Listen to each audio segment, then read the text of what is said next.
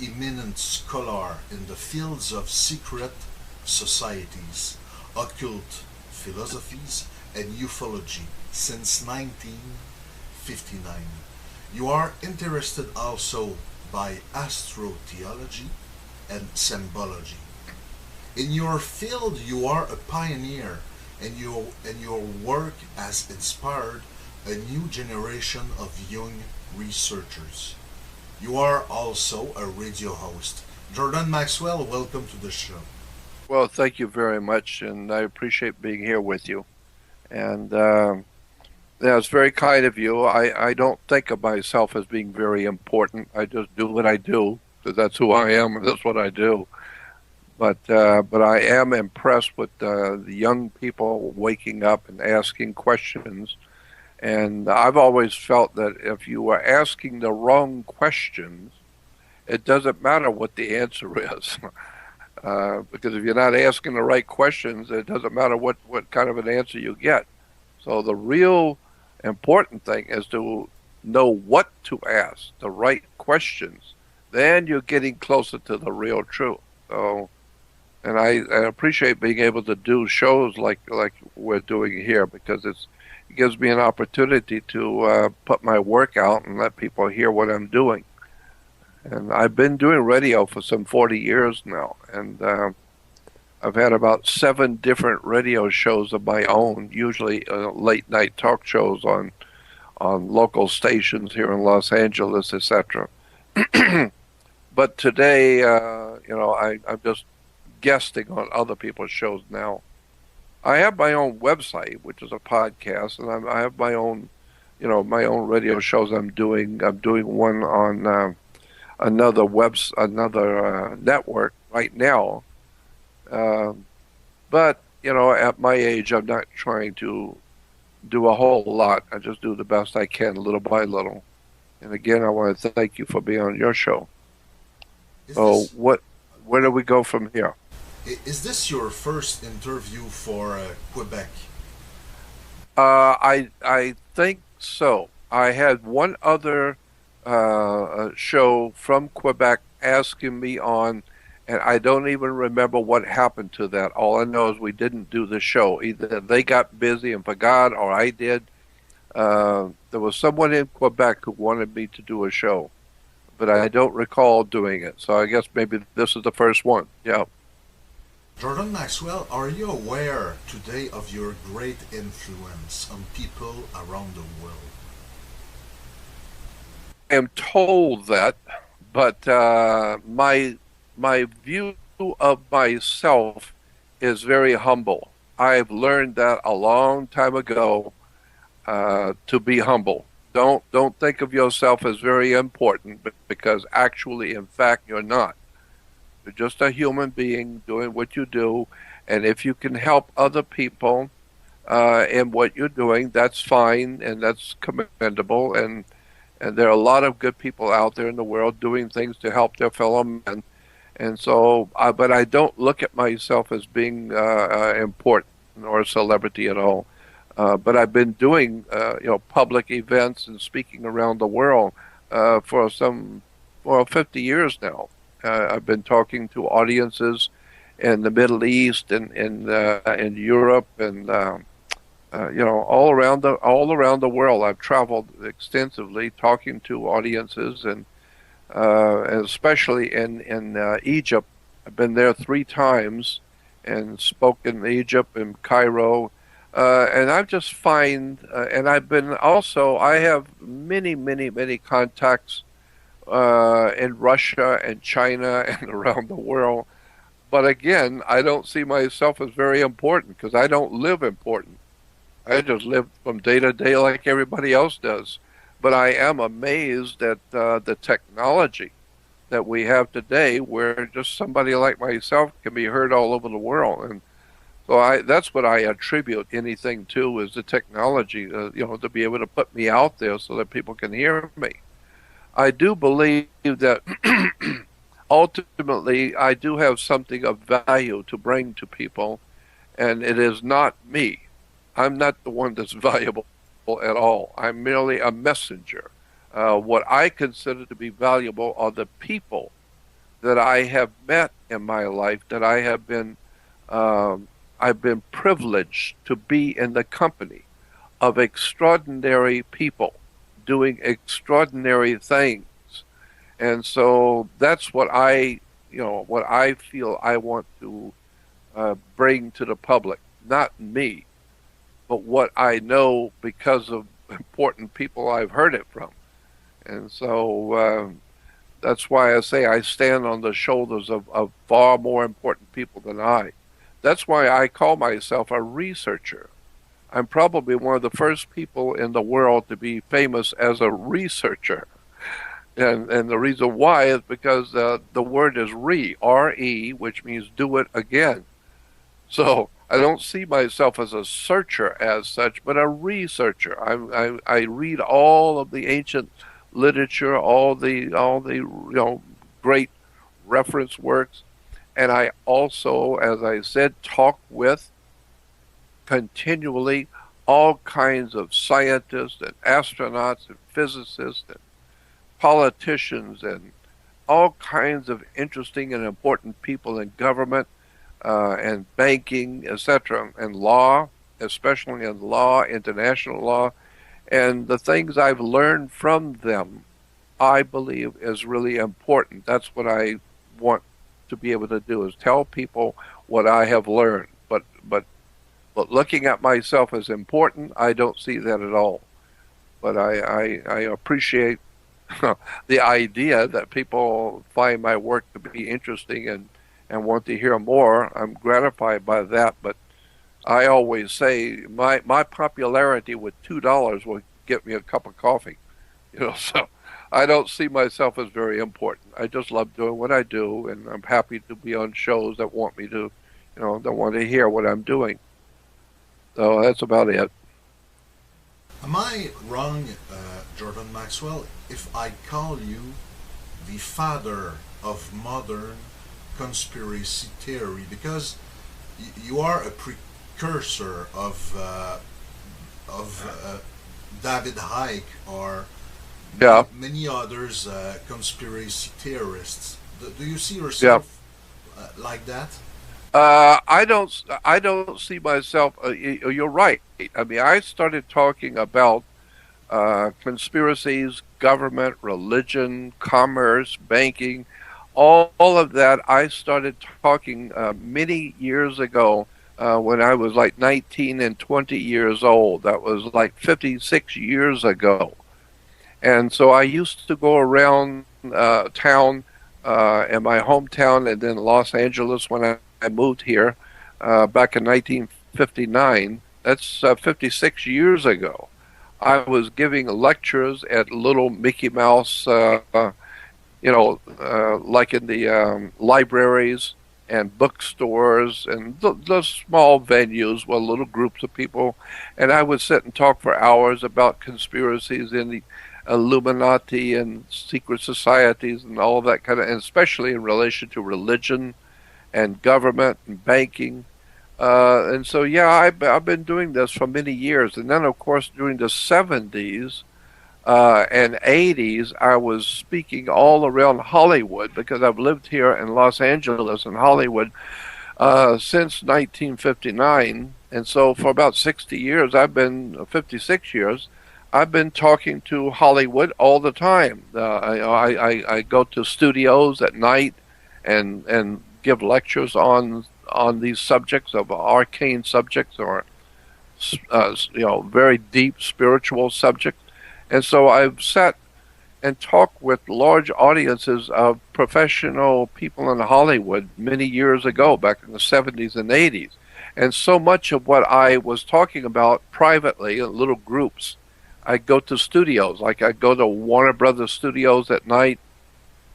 I go to motion picture studios, Paramount. But I would go in the evening time and just bring a slide projector and just do a private little presentation for those who were interested. And so I grew little by little. My name was being known around town in Hollywood, And so, yeah, today, of course, today my subjects are everywhere. On Discovery Channel and History Channel and Motion Pictures and Da Vinci Code and National Treasure and all of those shows. But I know because I talk with the producers, I talk with the writers in Hollywood. I know them. They know me. They should know me. They've been borrowing my stuff for years.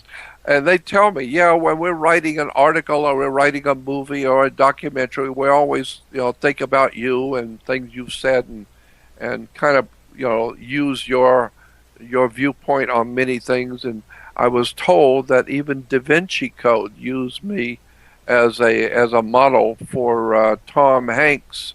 And also, I got invitations. I got invitations from the Herzog Cowan company that represented Bruckheimer company that produced the movie National Treasure and National Treasure 2. I got invitations from the motion picture company to be in the movie and to be a part of any other videos that would come out with the movie. They wanted me there, and I asked them why. They said, well, because we're kind of basing it all on your work. So I know that some of the major movies and television shows and books galore, I have been blessed to be a catalyst for them, but I still do not see myself as very important because I live a very humble life, but I just do what I do because I love knowledge. I love wisdom. I love the idea of knowing things that are secret. That's been my love for life, is secret stuff. If it's secret and nobody's supposed to know about it, I'm going to investigate it. I want to find the secrets. And I'm not doing it so that I can be important. I'm just doing it because that's who I am. I love mysteries. And I love to find out the real story behind things. And it's not very easy. Sometimes it will take you many years to finally figure out what was going on some 35 years ago. And so, but now, today, after doing what I've been doing for so many years, I have a sixth sense about what's going on. I've heard the stories before, going back 60 years. I've heard all the stories. I've heard all the politicians. I've heard the scientists and all the strange people that I've been involved with. I pretty well know what's going on now. At 76 years old, I've been around the block now. I now know what's happening in politics and religion and commerce and banking, and it's a real big story, boy. When you finally begin to look at the real reality of how the world actually works, and I've been doing that for some 60 years, so it's an extraordinary story about how much the human family does not know. And the reason why we don't know it, and that's why we have no power, because knowledge is power. And as long as you don't know something, you can't do anything about it. I mean, you can have a Rolls Royce, but if it breaks down, it doesn't matter how much you pay for it. It doesn't matter how important it is. You don't know how to do anything. So you're not going anywhere with it. And so you need people who know. But unfortunately, in the world we live in today, people who really do know important things, it's dangerous. The world we live in now is very dangerous if you know something you're not supposed to know. And I've had threats against my life, threats against my work. My family's been threatened, so I know it's not a very easy thing to delve into the real dark world that we live in. And who's doing what and how they're doing it, and explain what's happening to the human family. That can be very dangerous. Very dangerous. And I know that. But I think, for lack of a better term, I think God is protecting me. I know somebody must be because I'm still here. And so I just do what I do. But I do know that knowledge is very powerful, and there are governments and people in this world that don't want you to know. Like George Carlin, the comedian, used to say, the people who run this planet, yeah, it's a big club, and you ain't in it. And I think, yep, you get that right. And so I try and help people to understand and to understand the world they live in. It's a very dangerous and dark world, but so many people are in trouble because they just don't understand how the world works. And talking about it can get you in trouble. So that's why I don't do a whole lot of it anymore. Is this the reason why you don't have Wikipedia articles? This is very strange. Sorry, Yeah. considering you are very popular or your ideas. Yes. Well, the reason why I don't have a Wikipedia article is because I contacted them and told them I will sue you. I will have an attorney contact you immediately and sue you if you do an article on me. So they didn't do an article on me because I threatened to sue them. And the reason why, I don't want Wikipedia doing an article on me. I don't want anyone doing an article on me. And the reason why is because life has taught me when people do a research article on you, they're going to call you every name in the book. They're going to make you look like a fool. They're going to lie about you. They're going to pass all kinds of stupid rumors about you. And they're going to make you look like a fool and mock you in public and laugh at you. I know the kind of work that I do. I don't have many friends. And people are not impressed with me telling the world how it really works. And so I told them, I don't want you doing an article on me, and calling me names and mocking me and laughing at what I do and picturing me as a criminal and stupid. No, thank you. Don't put anything out there on me because I don't trust you. I don't trust the media at all. I know who I am, and I've proven who I am over the years, but I don't want to see my name. And unfortunately, there's still a lot of stuff out there. People wanting to find fault with me and calling me names and insinuating that I'm a liar, I'm working for the government. And I always say, when people say, well, Jordan Maxwell's working for the government, he's a disinformation, if I were working for the government, I could pay my rent. I mean, I have problems just making my bills just from day to day. I live in Social Security. I live on $750 a month. That's why I live on $750 a month. I'm not working for the government, for God's sake. I'd have a new car and a nice place to live. I'm not working for anybody. I just do what I do because I'm fascinated with wisdom and knowledge, and I always have been. So, I have to pay the price. There's an old saying that no good deed goes unpunished.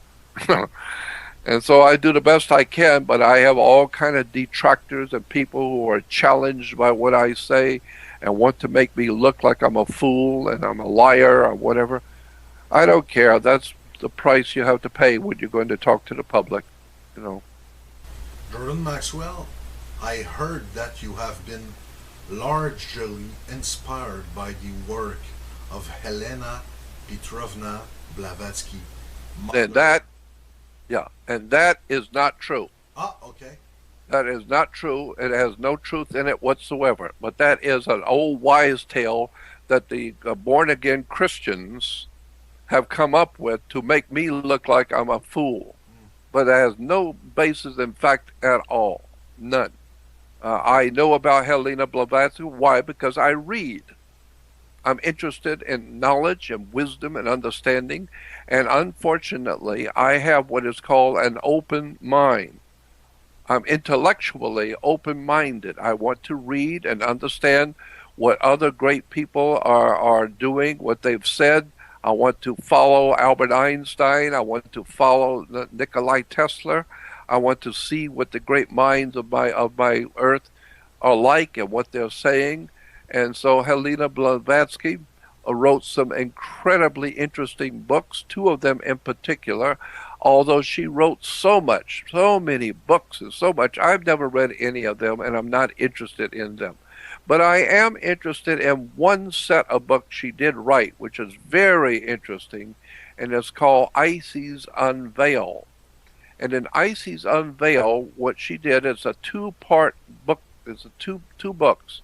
And what it is she just goes into the history, the occult or hidden history of religion and the occult world and et cetera, and government and banking and all the strange stuff going on in today's world, the history of it.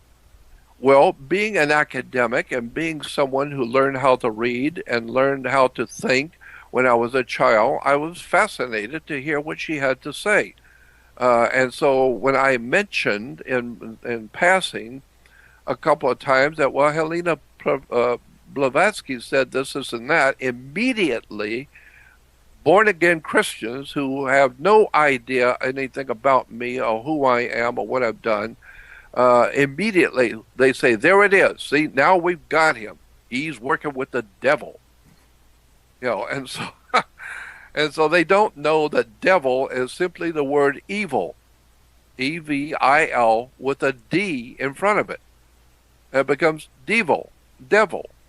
Well, God, G-O-D, is simply dog, spelled backwards.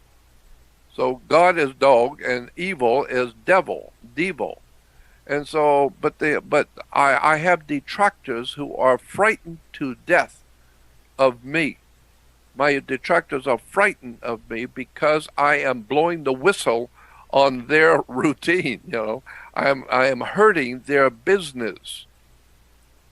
Just like the Bible says in the New Testament, the Apostle Paul was criticized for hurting the business of the pagans. He was going around calling people pagan and all the silly paganstry that they were doing, and that was hurting their business. So they tried to kill him. They tried to get rid of him because he's hurting business. So that's what I'm up against too. I got born-again Christians who are not, I say that the born-again Christians are the most brilliant theoreticians of the 12th century. Their minds are way back in the 10th and 12th century when it comes to Christianity. They have no idea in the world where Christianity has come from, what the word means. The entire subject of Christianity is lost today. And all you have to do is read a book, go back to school, that's night school, and learn how to read and learn how to think and go to a library and get a book and read about the history of Christianity, the history of Judaism, the history of Islam. Go back and read the history books, the encyclopedias and the reference books, and you will begin to see what I see, that Christianity today looks nothing like the first century Christianity. First century Christianity was so totally different than what we have today called Christianity. It's night and day. It's that big of a difference. And so that's why I'm not impressed with Christianity today. I'm very impressed with the original Christianity of the first century. Very impressed with that. Yes, me too. I'm fascinated with the ancient history of Christianity going back to the founding of the Christian movement in Rome and the surrounding countries of Rome. And I'm well aware of all of the mysteries connected to and all the dark sciences of the world connected to religion, to Islam, to Judaism, all kinds of things that you've never been told, and nursery rhymes and all kinds of interesting research. For instance, the nursery rhyme Snow White and the Seven Dwarfs, that's about Judaism. Because in the Bible, in the book of Revelation, God says that, in other places, God says in the Bible that Israel will one day be white as snow, and she will be considered white as snow. Well, that's Snow White, okay. And she has 7 dwarfs. Well, in the Bible, the book of Revelation, Israel has 7 small congregations. They're called the 7 congregations of Asia. And each one of those congregations has a personality. One of them was lazy, the Bible says was lazy. One of them was always sick. One of them was always complaining and grumpy. One of them was so each one of the in the Bible, Book of Revelation, each one of the seven congregations of Asia had a personality, but they were all connected to the religion of Israel, which is white as snow. That's where we get Snow White, the Seven Dwarfs. Well, from there you can go into all the stories and movies and Walt Disney and Pinocchio, all of these fascinating children's tales. It all has to do with the Bible. It all has to do with religion, and it's all been hidden.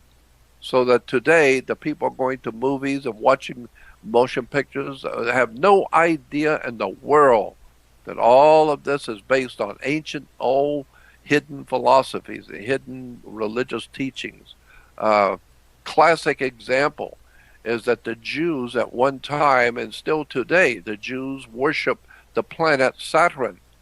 But they don't. Most people don't know that, including the Jews. They don't know that Yahweh is Saturn. And so Saturn was always referred to as the Lord of the Rings.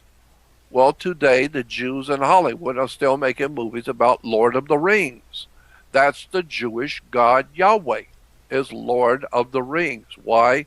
Because the Lord of the Rings is Saturn, and this is why the word Saturn, the name Saturn, in the Phoenician language, we call it Hebrew. It's not Hebrew. Hebrews speak it, but it's not Hebrew. It's Phoenician language. And in the Phoenician language, that planet that we call today Saturn, in the Phoenician language is called Shabbath. Shabbath. Shabbath. Look it up in a dictionary. Shabbath is Saturn in the ancient world of the Middle East. So if you're going to worship the planet Saturn or Shabbath, you do it on his day. You call it Sabbath.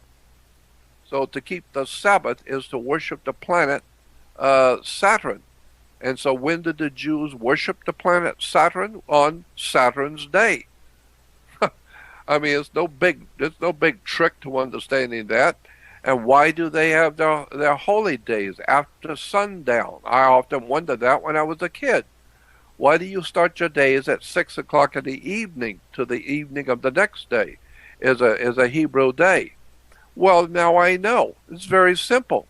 Because when that idea developed in Judaism, they were worshiping the moon. And so the moon doesn't come out till after 6. And so you don't worship your God, the moon, during the daytime when the sun's out. So the sun's out, that's when Christianity is glowing. So, the Christian God is God's Son. S-U-N. God's Son, the light of the world. Well, of course the sun lights the world. When does it? What else lights the world if it's not the sun? And so God's Son, S-U-N, is the risen Savior. Of course it rises. Every morning about 5:30 it rises.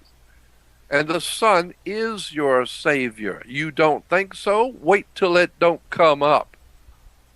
Wait till the sun doesn't shine anymore, and you're going to find this earth is dead in 3 weeks. The cold and the will be a mile high in ice and gone forever without the sun. So, of course, God's Son is the light of the world, and he is your risen Savior. And the Egyptians said that Ra, or is spelled R-A, his name was Amun-Re. In the ancient Egyptian, the sun worship was called Amen-Ra, A-M-E-N-R-A. So you have Amun-Re, which is the sun in Egypt. Today, Christians, when they say their prayers, they say you cannot pray to God. You pray to God through his Son. And at the end of the prayer, you say Amen. Right, because that's the sun god of Egypt. Amen-Ra. Amen-Re.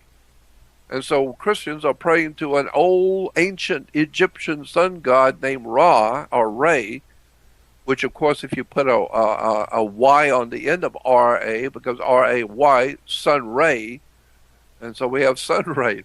But it's interesting that the Egyptians said that the sun was pure energy. It was filled with life because energy is life. And if you don't, if you run out of energy completely, the battery is dead. So without energy, the battery is dead. So energy is life. Okay. So the Egyptians said that the sun was pure energy, pure life, but it was very generous. The Egyptians said the sun was very generous because it was shedding its energy to everyone in our solar system. All the planets get some of the energy from the sun.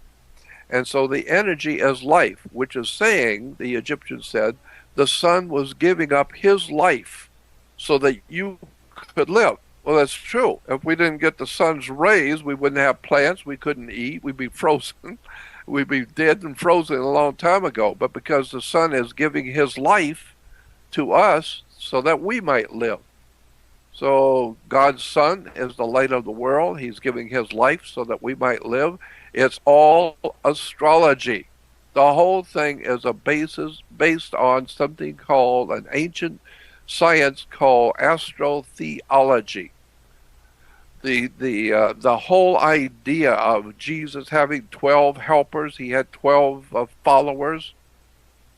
Of course the sun, S-U-N, has 12 followers. They're the 12 signs of the zodiac, the 12 months of the year, the 12 apostles, the 12 brothers of Joseph, the 12 gems on the breastplate of the high priest. Look in the Bible and the back of the Bible and the index and see how many times the word 12 is used in the Old and New Testament. It's everywhere, 12. Why? Because the sun has 12 helpers. They're called months. 12 months of the year have 12 signs of the zodiac, and they are the apostles. That's why when Da Vinci was painting the Last Supper, it's in churches all over the world, very famous painting of Jesus at the Last Supper.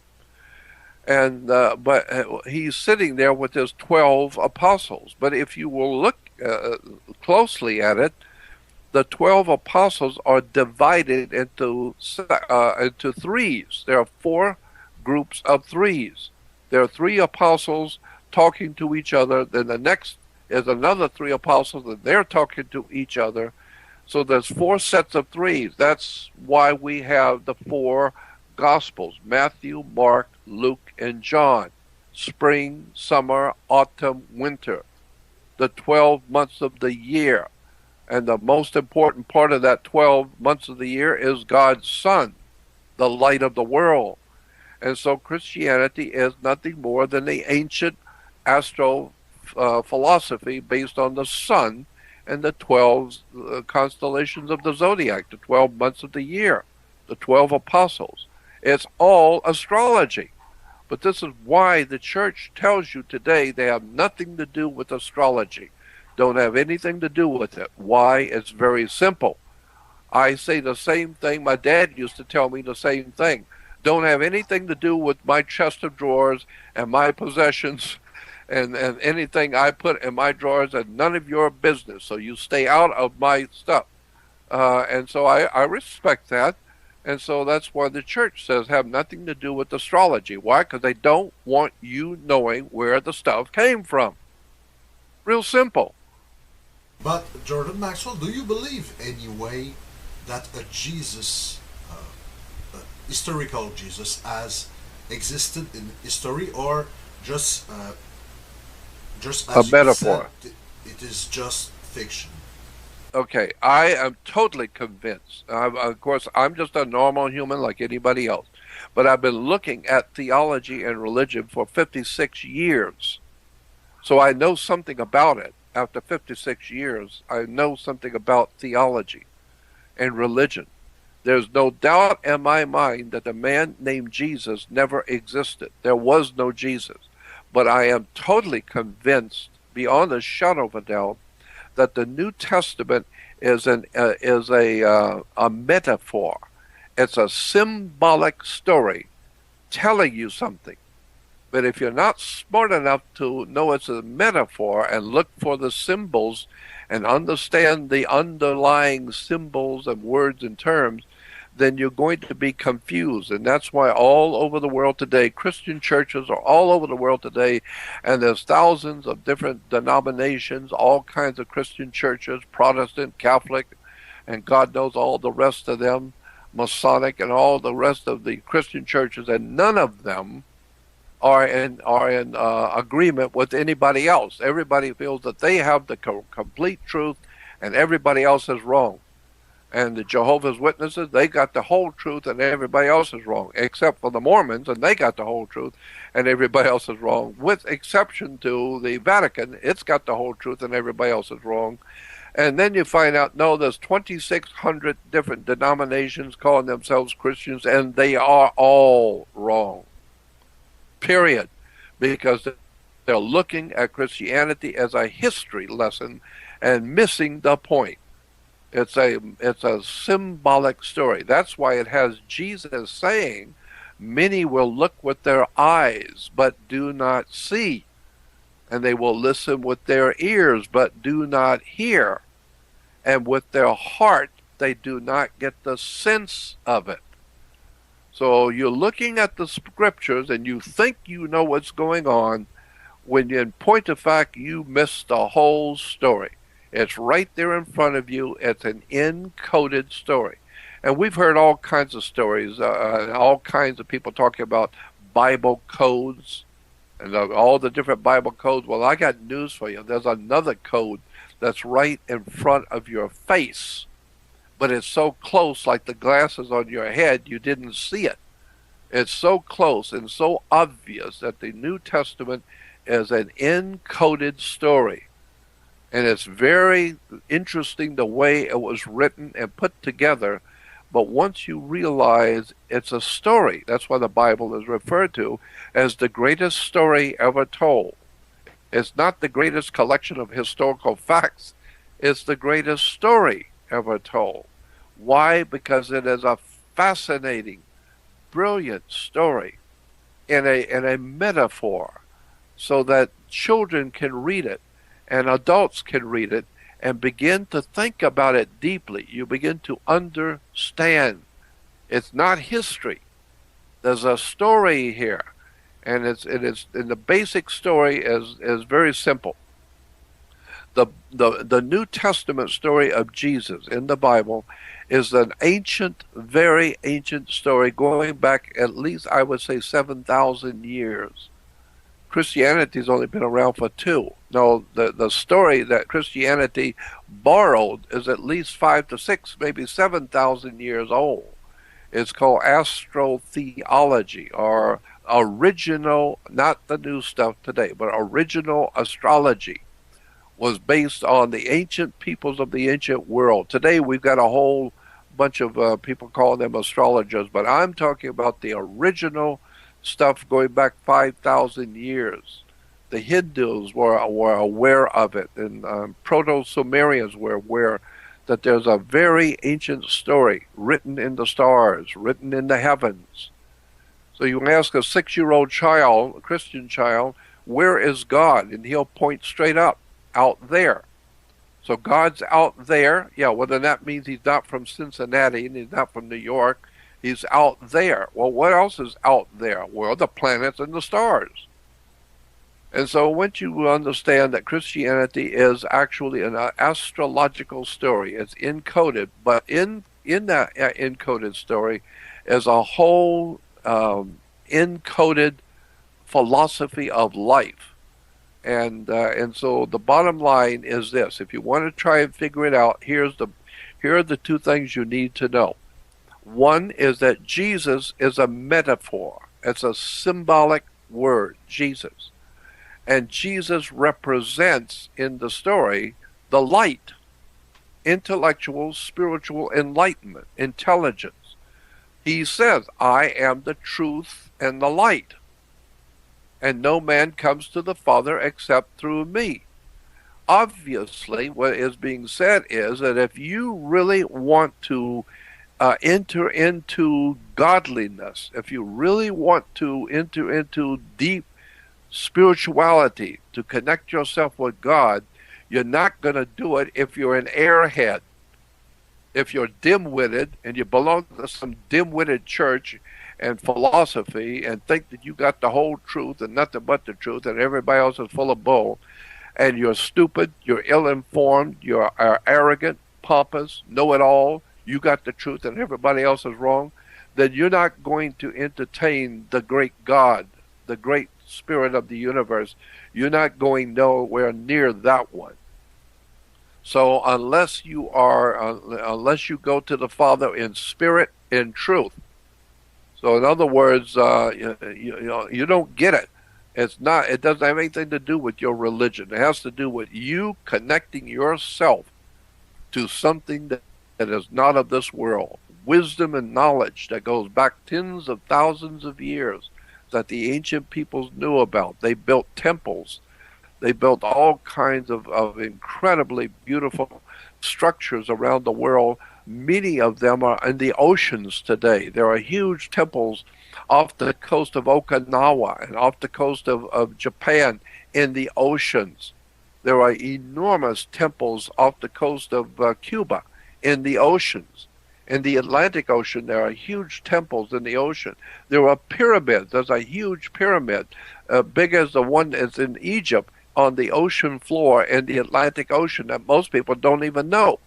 There's an ocean in the Atlantic Ocean in the Bermuda Triangle is a huge pyramid, the size of the pyramid in Egypt, sitting on the ocean floor. But nobody has bothered to ask the obvious question, what in the hell is a pyramid doing on the floor of the Atlantic Ocean?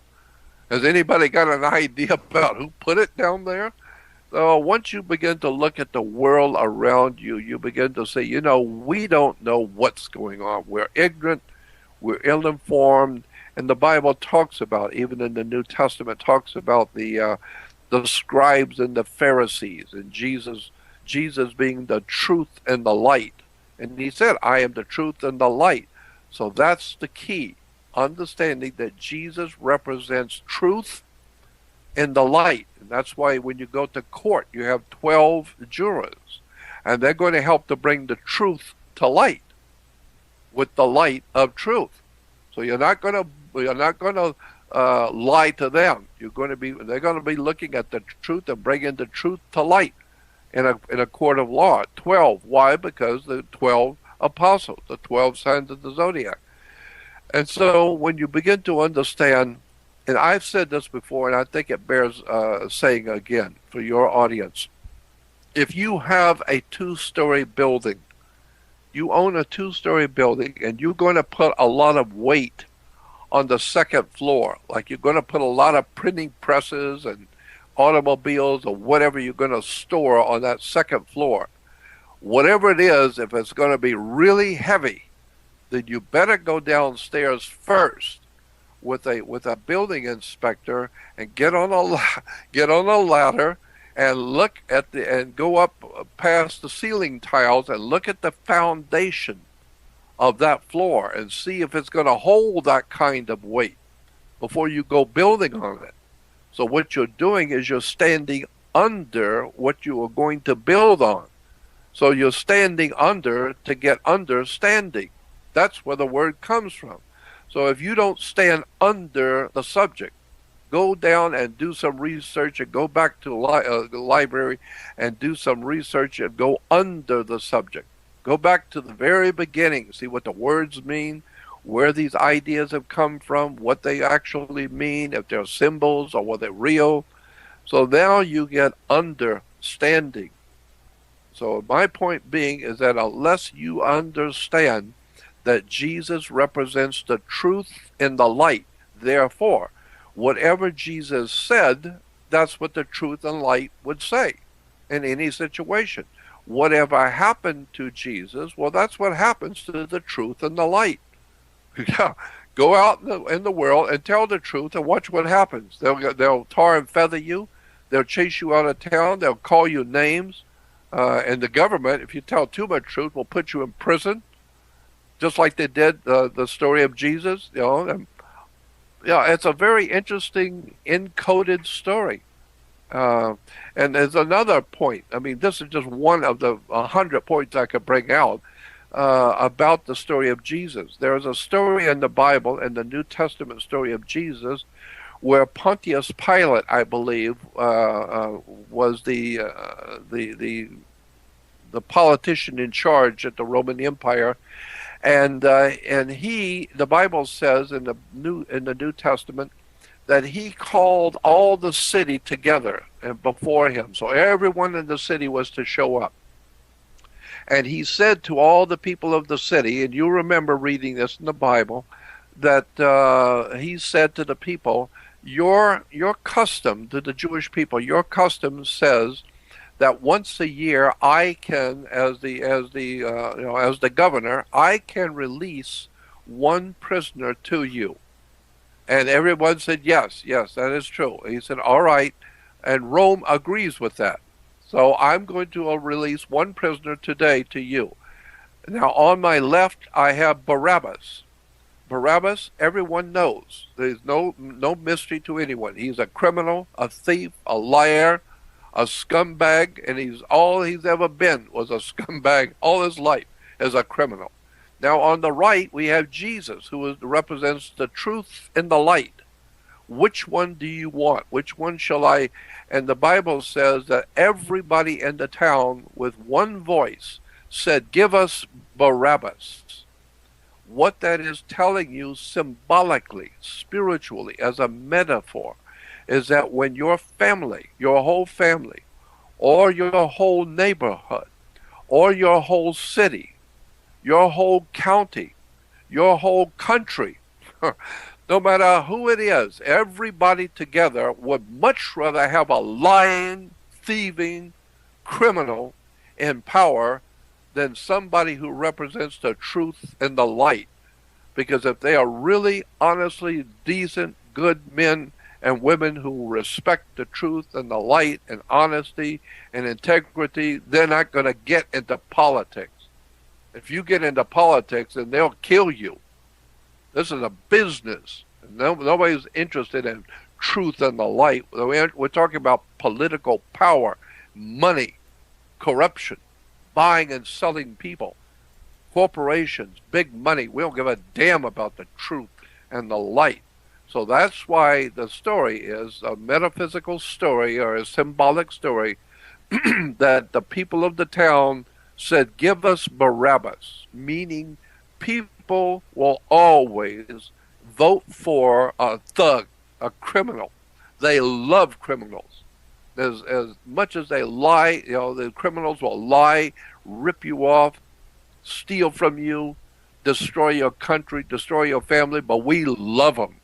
We just can't get enough of the thieves and the liars, because that's the way the human race is. We love a liar. We're scared to death to be around somebody who tells you the real truth. We don't want to hear the real truth, like the movie when the officer is on the stand and he's saying to the young man, what do you want from me, kid? And the lawyer said, I want the truth. And he said, you can't handle the truth. That's what I'm saying to the world that I live in. You can't handle the truth. The real truth is the religions that you have in your world, the institutions of government, science, philosophy, the printed media, you can't handle the truth. The entire human world that we live in is corrupt beyond belief. It's nothing but money, sex, drugs, and rock and roll. It's just a business. And that's why in government you are not going to find too many people who are dedicated to the truth and the light. Because the people voting will say, give us Barabbas. We don't want the truth and the light. And so what happens to the truth and the light? Well, they beat the flying hell out of him. They spit on him and nail him to a cross. Well, that's what you get for giving the people the truth and the light. They'll go out and talk about you and make you look like a fool and laugh at you and mock you. And then one day, many years later, they'll find out you were right. Yeah, well, you were right, but they nailed you to a cross and you're dead. Jordan, Anyway. Jordan Maxwell, obviously you are a spiritual man, but but ironically, I saw that a lot of atheists or the atheist movement can use your astro-theological interpretation to justify their atheism, because if Jesus never existed, you killed the man, so you kill the message behind the man. Are you agree with that? Uh, well, yes and no. I understand what you're saying, but I have always felt that truth is the highest religion in the world. And I'm not saying I'm destroying Christianity. I'm saying that if you understand original Christianity that existed 2,000 years ago, it was based on something called the ancient sacred science, the ancient science of the heavens.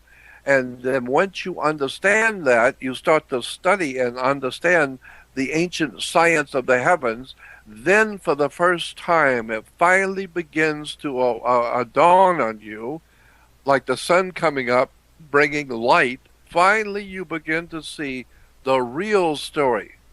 And the real story is far more powerful than anything the atheist can throw at you. Once you understand the real story, the hidden meanings of the words, the hidden symbols, what the New Testament is really saying, that's a really very powerful story. It's the story of the war between light and darkness. Jesus said, I am the truth and the light. While on the other hand, he has an opposer we call the devil. And we refer to the devil as the prince of darkness. And the prince of darkness, it's why do we call it the prince of darkness? Because it goes back to the ancient sciences again, because it gets dark at night. And so in the Egyptian religion, the prince of darkness, or what we call the devil, but the Egyptians had the same idea that there was something very evil in the world, and God knows that's true. There was something very evil in the world, and the Egyptians called it the prince of darkness. And the prince of darkness, his name in the Egyptian was Set. S-E-T, Set. And so today, we even say it gets dark at sunset.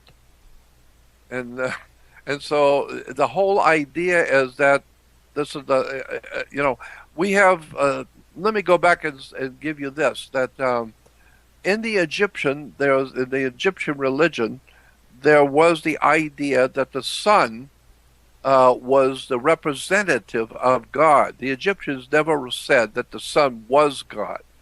They said intelligently that the sun represented the qualities of God. You can't see God. You don't know anything about God. You can't see God. But the qualities that the sun has represents what we feel God is like. The sun is light. It's intelligent. It brings warmth. It gives energy. It takes care of animals and people and the plants of the earth. And so it's like God. God is like that. He's warm and intelligent and brings light into the world, so you're not stupid all your life. It gives you a brain to think with and enlightens you with learning how to think and read. And so the sun was our redeemer. It's if left alone, we're a bunch of fools. But the sun shines light onto everything. And so the sun was named Horus. And Horus was the sun when it rose. And so the ancient Egyptians had the story that the Horus, the sun god, walked across the sky in 12 steps. And so today we still say that we have a 12-step program because the sun walks across the sky in 12 steps. So the alcoholics have a 12-step program. If you're going to school, you got a 12-step. You start in the first grade and end in the 12th grade. So it's a 12-step program toward enlightenment, intelligence. If you pay attention, you can read. And so you're getting smarter in the 12-step program. Well, the ancient Egyptians said Horus was the sun god, and he rose in the morning. So today we still have the term horizon. Horus rising. So Horus is still rising every morning. He's on the horizon. And so Horus, is rising. He walks across the sky in 12 steps, and each step was called a Horus, Horus. So in the morning, when the sun comes up, it was Horus of the first step. He's a baby. He just woke up, and he's a baby. Now, later on, he becomes Horus of the second step. He's a little bit higher now. He's a little bit more enlightened. And then the Horus of the third step. And it goes all the way to a Horus of the sixth step when he is directly overhead. Now Horus is referred to as the Most High God. Why? Because it don't get any higher than 12 noon. The sun is as high as it's going to get, so he's the Most High. And so he's called Horus, and he has 12 steps, or 12 Horuses. So we take the Horus of the first step, Horus, Horus, and we interchange the U and the R and make it 12 hours. Hours, not Horus. So it's the 12 hours, or the 12 Horuses, it becomes 12 hours. And the sun walks across the sky in 12 hours. And then at the 12th hour, it's going to die. It's going to die, and it's going to leave the world. And when the sun leaves the world, beware, it's going to leave the world in the hands of the Prince of Darkness, the evil one. Why? Because ancient man knew it got very evil when the sun went down. The lions came out, the predator animals came out, and it's not going to be very fun. So you better find a place to crawl into and hope to hell that you don't get eaten as some animal's dinner. And so when the sun came up in the morning, all the animals scurried away, all the predator animals went back to their dens, and man could now come out. So thank God, God's Son is our Redeemer. He's our helper. He saved the human race. And so the sun walks across the sky in 12 steps, and it meets the Prince of Darkness, which in Egypt was called Set. And then, of course, it does get dark at sunset. Today, all I'm saying to you is that religion today, Christianity, Judaism, and Islam, are all based upon a far more ancient story, a far more intelligent understanding of the sun, the stars, the moon. When you start getting into theology, religion, my goodness, we could go on for hours on this subject, because I've been looking at it for almost 60 years, and I'm fascinated with how much people don't know. Jordan Maxwell, I wrote a lot of questions for you, and there is a lot of topics that we didn't speak today. Well, we could go on for a little bit longer if you wish, maybe another half hour. You mean now? Yeah, I think so. Because if you want propose you to do a trilogy. Maybe today we speak about the religious. Maybe next time we could talk about ufology, and maybe the conspiracy. I propose. Well, I think that is a very good idea. I'd love to do that. Sounds like a great idea to me. I would just say that I am not a conspiracy theorist at all. Okay. I am a conspiracy analyst. I analyze what's going on intellectually. I know what's happening. I know the people. I know what they're doing. I know what the symbols mean. I know where the money's coming from. Yes. So I'm analyzing business. And that's all the world is. The world is a business. Yeah. And so I'm analyzing, and I'm not proposing any conspiracy theories. Yeah. I'm analyzing what's actually happening. And so I just want to make that comment. But I think that would be a great idea. I would love to do that, a series of shows with Yes. you. I think that would be a sensational idea. Yeah. I'm agree with you. So Okay, so so let's do it. so Yeah.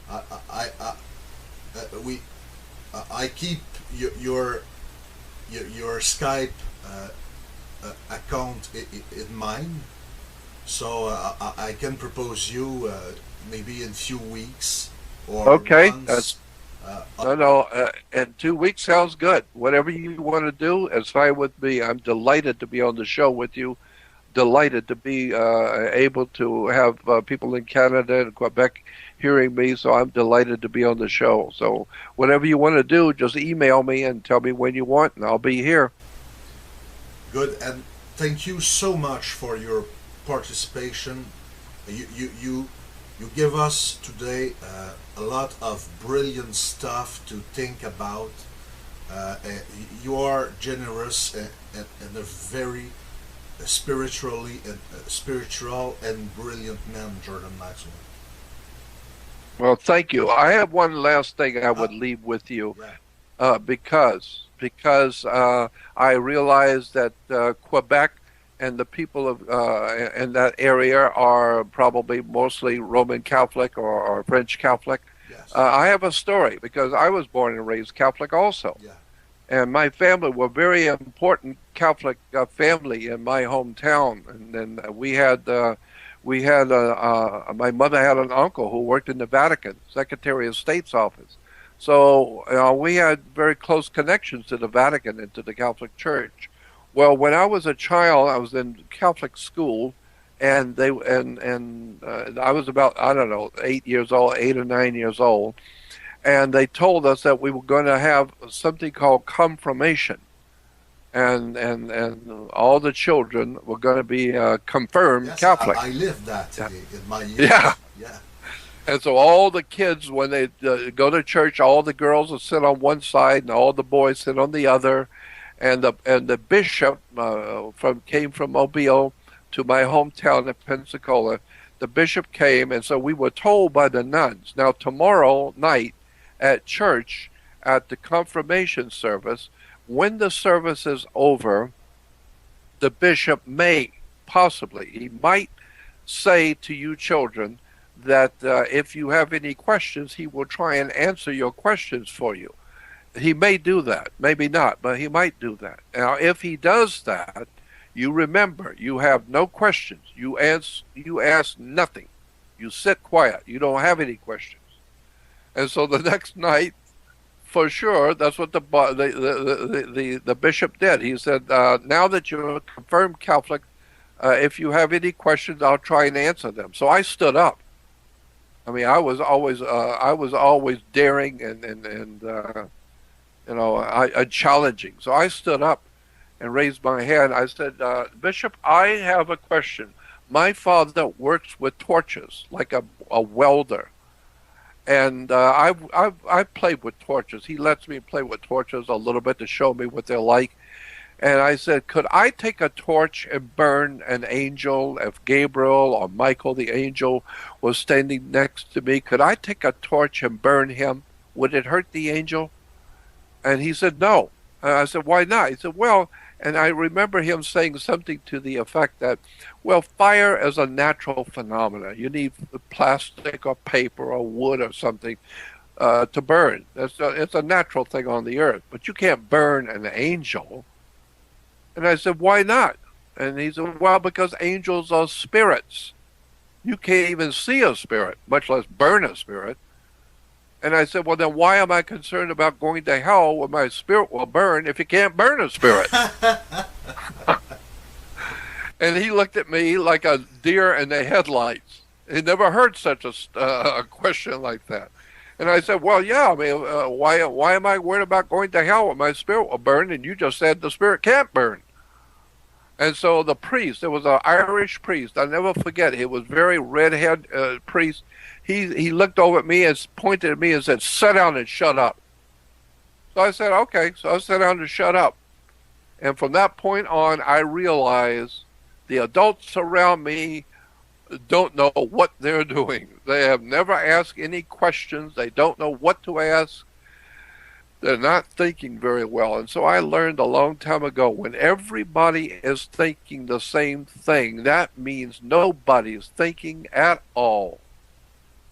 And so I have always been the outcast because I ask questions adults can't answer. And that tells me you better go back and do your homework. I think we have been lied to. We are being tricked into believing stuff about government, about banks, about insurance companies, about the police, about the military, about education. We're being tricked into believing a lot of stuff by very powerful people who want us stupid. They don't want you knowing too much. It's a big club and you ain't in it. And so when you begin to understand that the powers that be, your political powers, are nothing but people like you, and they're making a lot of money and doing all kinds of things you'd probably be doing too if you were one of them and had that kind of power and money and protection, you'd be doing the same kind of stuff they're doing. Why? Because they're just human like you. They got the same desires you do, the same wants. Say alcohol works the same on them as it does with you, and money and the love of money and corruption. Well, you probably just be just as equally as bad if you were in the middle of making millions of dollars and drinking and carousing and chasing women and doing all the stuff they're doing. Well, yes, it's human. And so, that's why I am totally convinced that unless you wake up and start asking the right questions, you're going to continually be lied to, treated like a slave, and they laugh at you behind your back because you believe things because you've been told to believe them. I don't care who tells me what to believe. Nobody tells me what to believe. I believe that God gave me a mind, and that the scripture says in the book of Psalms that God hides things purposely, and it's the glory of a man to search out what God has hidden. And so the truly brilliant people in the world who have done scientific studies, or like Nikolai Tesla and Royal Rife, and people who have done wonderful investigations of world events, and gave us electricity, gave us the understanding of knowledge and how to read, study, and history.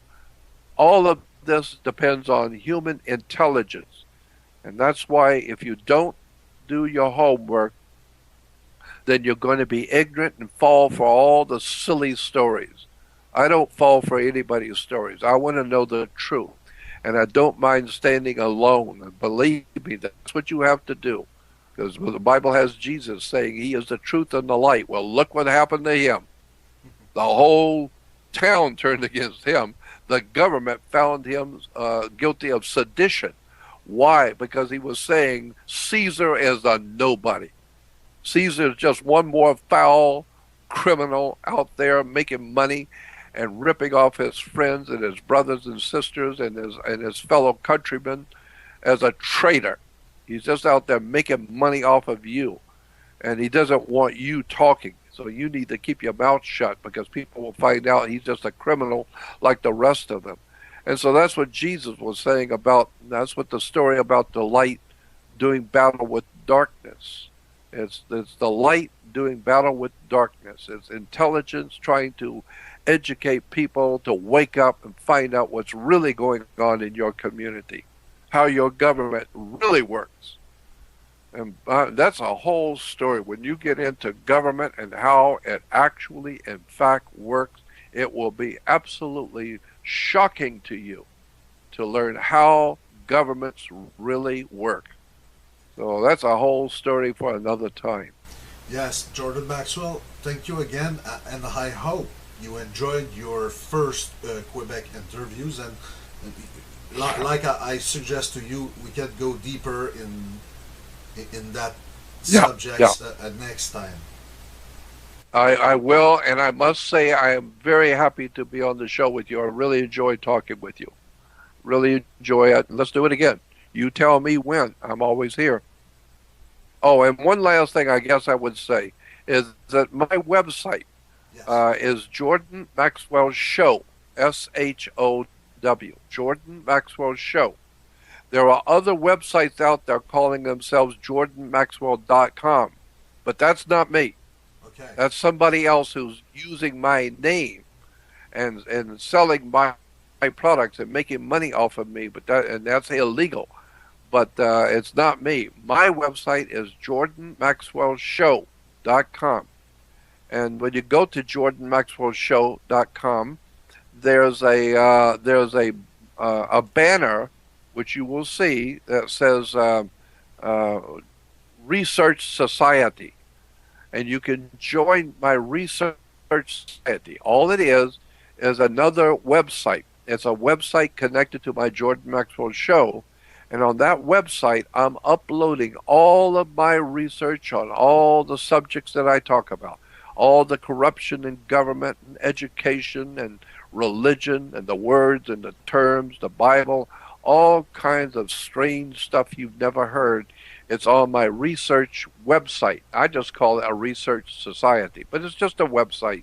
But you can join it. So go to Jordan Maxwell Show and join my research society. It's only $30 for a lifetime subscription. I'm not asking for $300 or $400 for a month or $500 for the year. $30 for for a lifetime subscription to information you will never get anywhere else ever. I'm the one that's been doing it for 60 years, and I'm uploading all of my work, and so it just helps me to pay my webmaster and everybody else that I have to keep my website going. So it's just a one-time donation. Everything's going to be on there. It's huge now, and it's getting bigger by the day. So JordanMaxwellShow.com is my website. Thank you. Thank you, Jordan Maxwell, and see you next time. Okay. Thank you and good night. Good night. Bye. Bye-bye.